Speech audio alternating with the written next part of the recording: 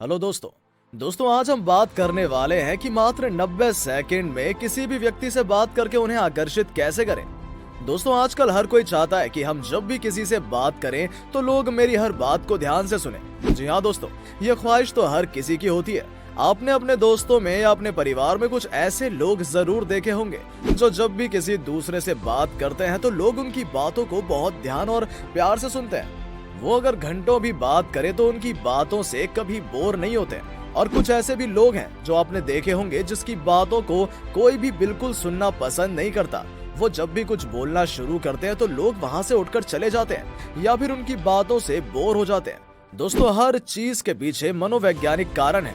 आप किस तरह से बात करें, अपनी बातों में कौन से शब्द शामिल करें और किस अंदाज में बोले कि हर कोई आपकी बातों को सुने। तो चलिए स्टार्ट करते हैं कि मात्र 10 सेकंड में किसी को कैसे अट्रैक्ट करें और उसे कैसे आकर्षित करें। दोस्तों 10 सेकंड इसलिए कि एक रिसर्च में दावा किया गया है कि एक इंसान कम से कम करीब 10 सेकंड में आकर्षित हो सकता है।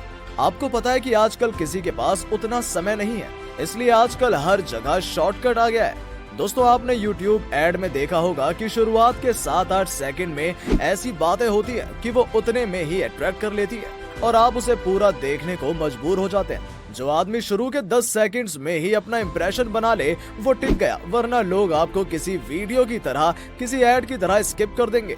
दोस्तों ज्यादातर लोग जब किसी अनजान लोगों से मिलते हैं तो उन्हें समझ में ही नहीं आता है कि वो अपनी बातों को शुरू कैसे करें। वो हर शब्दों में एक गैप लेना शुरू कर देते हैं, उनकी जुबान लड़खड़ाने लगती है और वो अजीब सी हरकतें करने लगते हैं। वो इतने घबरा जाते हैं कि सामने वाला अनकंफर्टेबल महसूस करने लगता है। कहा जाता है first impression is the last impression. तो दोस्तों आप भी चाहते हो कि आपकी बातों को लोग ध्यान से सुने तो इस वीडियो को अंत तक जरूर देखिएगा, क्योंकि आज हम कुछ ऐसे ट्रिक जानने वाले हैं जिसे देखने के बाद आप भी हर किसी को इम्प्रेस कर सकते हैं। दोस्तों अगर हम इस कंडीशन को विभाजित करें तो ये 3 कंडीशन में विभाजित होगा: मीटिंग, रैपो एंड कम्युनिकेट। दोस्तों सबसे पहले जब हम किसी से मिलते हैं यानी मीटिंग करते हैं तो उनसे हम कम्युनिकेट करते हैं यानी कि बातें करते हैं, और इन दोनों के बीच में एक 10 सेकंड का रैपो बनता है। बस दोस्तों सबसे पहले हमें इन तीनों चीजों पर ध्यान देना है। सबसे पहले हम बात करते हैं मीटिंग के बारे में। दोस्तों जब भी किसी से मिलते हैं और मिलने के 4-5 मिनट बाद ही अगर हम अपना इंप्रेशन बना देते हैं तो सामने वाले को हम पर विश्वास हो जाता है कि ये आदमी ठीक है। तो फर्स्ट इंप्रेशन के लिए हम आपको कुछ टिप्स बताने वाले हैं जिससे आप किसी से मिलते ही उस पर अपना इंप्रेशन क्रिएट कर लोगे।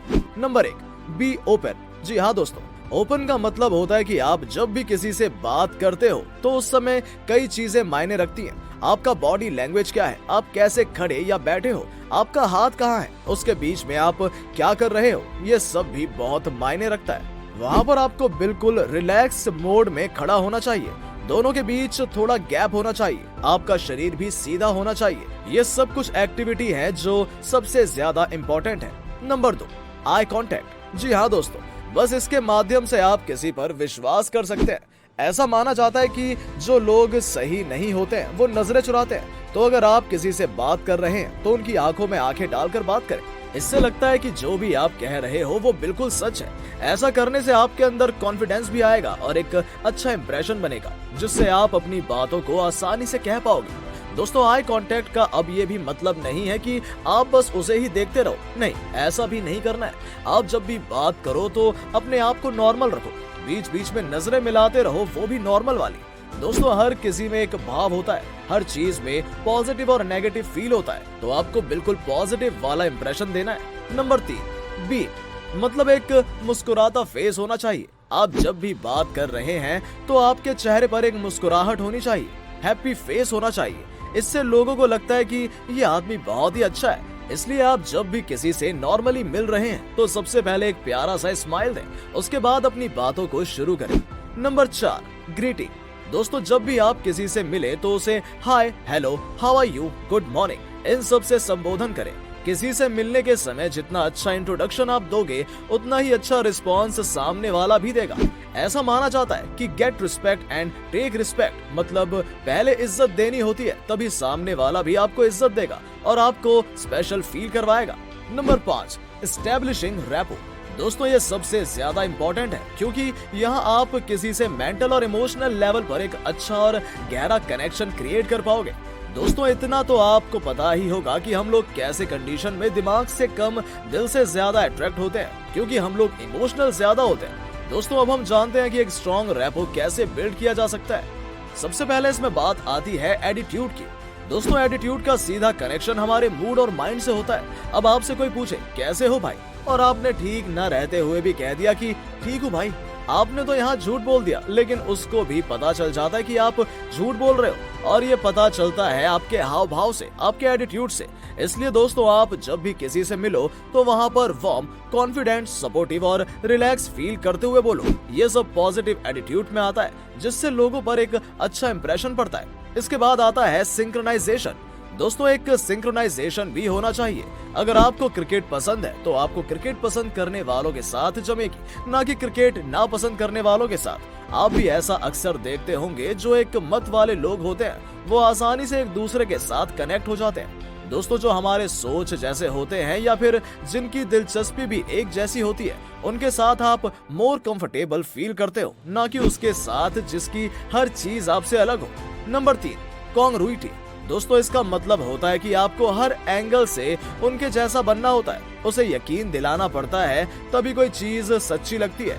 जब आप कोई फिल्म देखते हो तो वहाँ आप ये जानते हुए कि सब स्क्रिप्टेड और फेक है, फिर भी इमोशनली कनेक्ट हो जाते हो।